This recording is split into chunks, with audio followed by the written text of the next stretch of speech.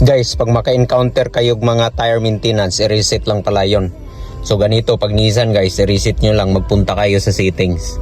So kagaya nito sa akin, no, dalhin ko to siya sa settings. Yan, no, makikita nyo.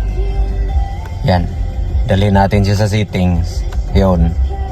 Tapos hanapin natin yung maintenance.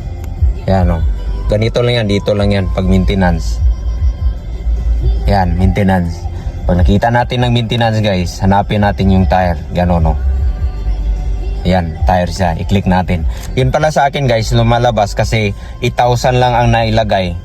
Kaya depende yan sa inyo guys. Kung gusto nyo palitan, tapos i-reset nyo siya, gawin yung halimbawa 10,000 or 15,000 or 20,000 or more. Pag matapos yan siya guys, lalabas talaga yan siya. So yung problema pala sa akin, nag-alala ako, kailangan pala yung reset para ayos na, hindi na tayo magka-problema.